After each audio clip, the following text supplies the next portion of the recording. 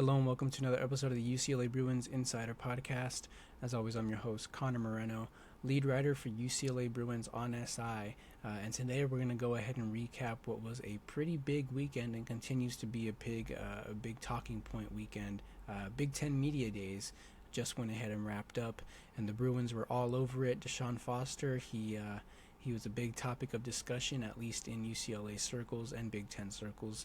And then we got to see Nico Iamaleava for the first time in a Bruins uniform. And then we also saw, John Vaughns and Garrett DiGiorgio. So, yeah, a lot of talking points, a lot to talk about. Still catching up with a whole bunch of stuff. But one of the main topics, I will say, was Deshaun Foster. First of all, he made a ton of appearances, probably upwards of 3 or 4 different 15 to 20 minute increment videos and appearances and interviews. But the first one was his introductory press conference. Well, I shouldn't say introductory press conference. I should probably say just his press conference, the opening press conference. And he started simply with, "Well, everyone, I'm back."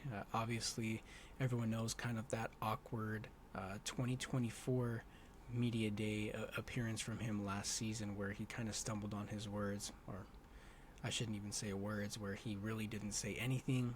He infamously pointed out that UCLA is in fact in Los Angeles, along with USC. He then proceeded to it gets kind of awkward just talking about it right now, but he then proceeded to look out in the, I guess you could say, audience or press for another 30 seconds before saying that he is just excited, and then moved on to questions. This time around, though, was completely different, to much of the pleasure of UCLA fans and pretty much national media. He said, "Well, I'm back," and he was pretty self-deprecating of himself, made jokes of himself last season. He said, although, we've been... let me pull it up real quick, actually, because it was pretty funny. Let me just pull it up. And the reason I want to talk about that in particular before we move on to, I guess you could say, much more important stuff, is that it really showed a lot of growth, and it showed a lot of what fans, students, student athletes, and future UCLA prospects can go ahead and expect from not only Deshaun Foster but of the program. So he said, and I quote, he said, "Well, everyone, I'm back." He said that jokingly. The press kind of laughed. Pretty much everyone in the building laughed. He said, "Last year I sat up here and reminded everyone that UCLA is in LA, which, looking back, might have been the most obvious geography lesson in Big Ten history. But you know what? Important things are worth stating clearly. We are in LA, and we are proud to be in LA. And this year, we're ready to show the Big Ten what it looks like when LA football is firing on all cylinders." He then moved on to speak about kind of what that moment in particular meant to him, because obviously it was pretty embarrassing, pretty awkward. He was a topic of discussion for a good while. It's kind of an infamous clip now. He even said that him and his student athletes joke about it, have been joking about it for, he said, "That moment, speaking to you last year, taught me a valuable lesson. Authenticity resonates more deeply than perfection. Our players saw me being human, and it brought us even closer together. We've been joking about it for about a year now. The players know that that same genuine approach is how we coach, recruit, and build this program." So, what I took away from that is that one of the greatest signs of authenticity as a person, much less as a head coach, is the ability to kind of poke fun at yourself and be authentic.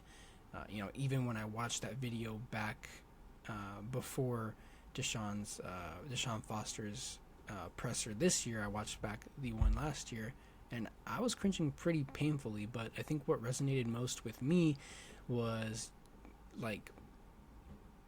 you could feel Foster's genuineness, and you could feel it seeping through the screen. And that's kind of the same approach that he and his coaching staff are taking into this 2025 season. And more importantly, he even spoke to Wayne Cook and Nick Coop, UCLA's own kind of announcers, for about 20 minutes. And he said that it kind of taught him growth, and it kind of taught him, that being authentic and being authentically you in front of these fans, in front of these student athletes, in front of these even recruits, can really go a long way. And I think it did. So that's pretty much one of the first things that really stood out. Another thing is that linebackers are going to be leaned on heavily. Deshaun Foster was pointing out that in spring camp, even though like historically UCLA has had really good linebackers, especially over the last decade or so, losing Kay Madrano and Carson Schweschinger were big losses, but the people that they brought in, John Vaughns, Jalen Woods, Isaiah Chisholm, they're all going to be pretty big contributors and going to pretty much kind of anchor this defense. Another thing that they talked about was the running back group. Deshaun Foster in particular spoke on kind of how that's going to go. Obviously, a couple of returners and a couple of transfer players are coming in to make instant impact, and the main guy, especially what Deshaun Foster said, he said, Jalen Berger is coming back. He's one of the two returners that are going to have prominent roles, but transfer running back Javion Thomas from Cal, he's going to be your starting running back, and he's going to be the most impactful running back in this offense.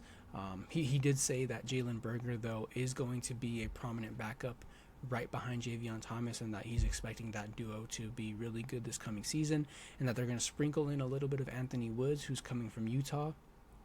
Anthony Woods didn't play a lot or at all for Utah last season, but in Idaho he did pretty good. He was that conference's player of the year. So I mean, he said that they're going to sprinkle in a little bit of Anthony Woods and some Anthony Frias as well. He's another returner, a redshirt senior. So there's going to be kind of four prominent names, barring injury, that are going to be impacting UCLA's backfield offense this upcoming season. And pretty much the last thing, which is obviously the biggest headline, and I saved it for last for that reason, is Nico Iamaleava. He was the big topic of discussion at Big Ten Media Days, not even just for UCLA, but pretty much the entire conference. He was setting the record straight. He said, I didn't come to UCLA because of the money. I came because I want to help build something here. I want to be closer to my family. Remember, he's a SoCal kid. He went to Tennessee, obviously transferred back this season.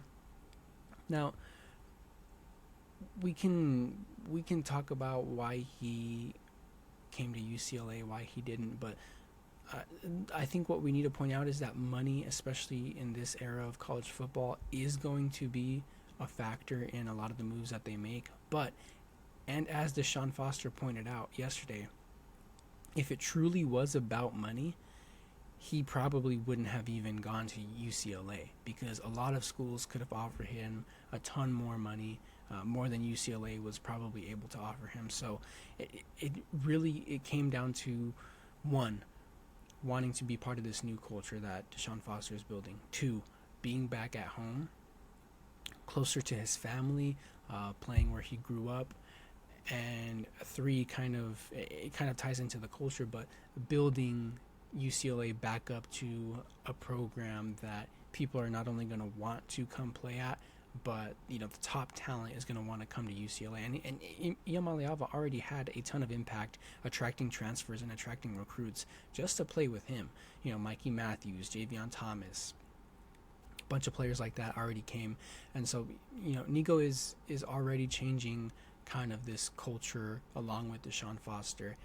And sure, he got a good amount of money out of it, but I mean, let's be real. Money's always going to be a factor in this day and age, and I mean, Nico kind of wanted to come for more important reasons than just money. So yeah, I guess that's my 2 cents on it. That's at least what I observed. I don't really have too much of an opinion on the matter. I'm just trying to, speak with you at face level here, kind of what I'm observing. But yeah, that's pretty much all. Well, not all. I think we're gonna maybe do a part 2 tomorrow on Big Ten Media Days. But yeah, that's all we're gonna recap for Big Ten Media Days today. We have a ton of stories on UCLA Bruins on SI coming out, recapping all things Media Day. And yeah, thank you for watching. Thank you for listening. We'll go ahead and see you tomorrow.